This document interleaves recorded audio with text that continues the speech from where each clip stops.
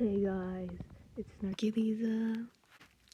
Now, if you are any sort of pop rock fan, you've probably heard of the song Misery Business by Paramore by now. This song has often been criticized for having a severe pick-me-girl mentality for a while now. And to some extent, I do agree with them. But what if I told you that this song could also be easily reinterpreted as satire, even if Paramore didn't originally mean it to be that way? Allow me to explain.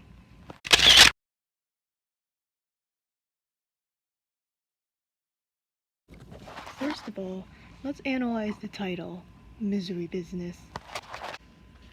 This song is supposed to be about a girl, let's just call her Haley, that managed to get her guy back from a stereotypically shallow, feminine, popular girl.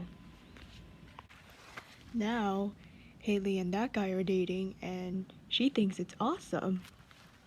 Yet, this song is still called Misery Business. Love isn't really considered a business to derive misery from, so I'd like to think that this is this song revealing that Haley's character is not the good guy. Or at the very least, kind of a jerk. Let's move on to the actual lyrics.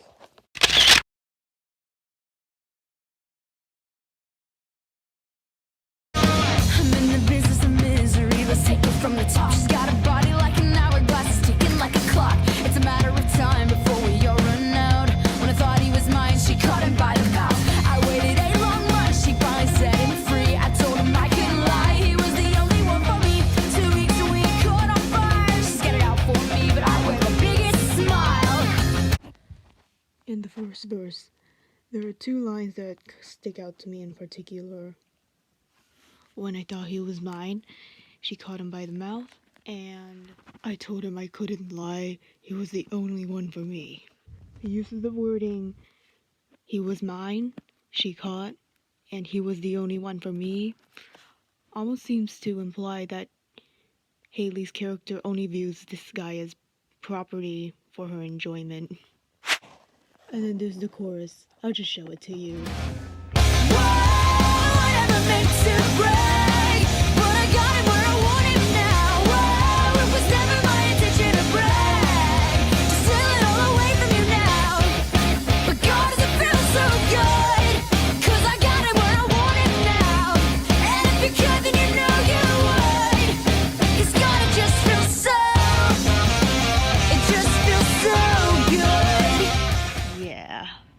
Wanting, stealing, feeling so good about it.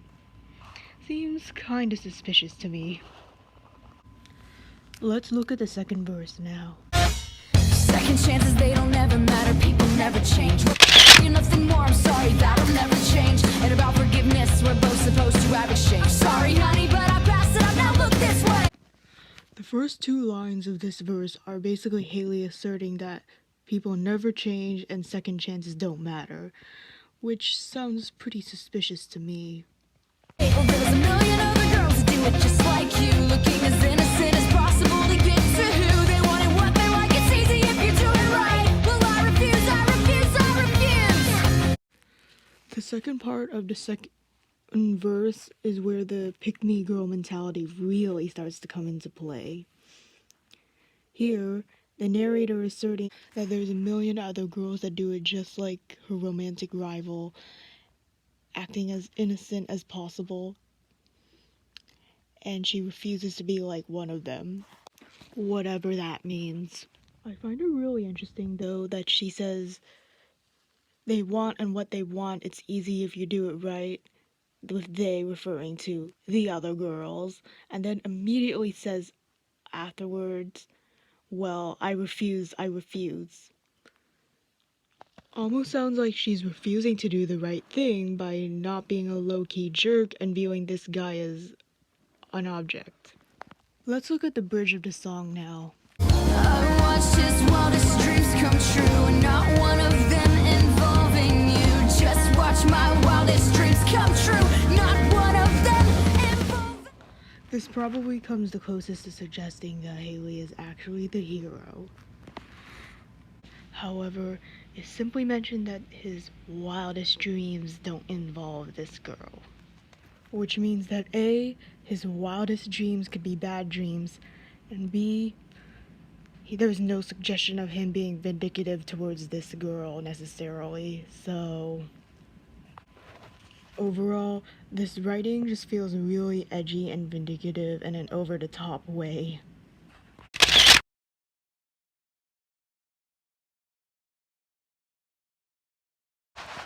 Yeah, these are the reasons why I like to interpret this song as satire. Is it good satire? Well, even if it was actually satire, the lyrics are still pretty edgy and still pretty vindictive. But hey, it's catchy. Anyways, that's it for now. Hopefully you guys have a nice day. Snarky out.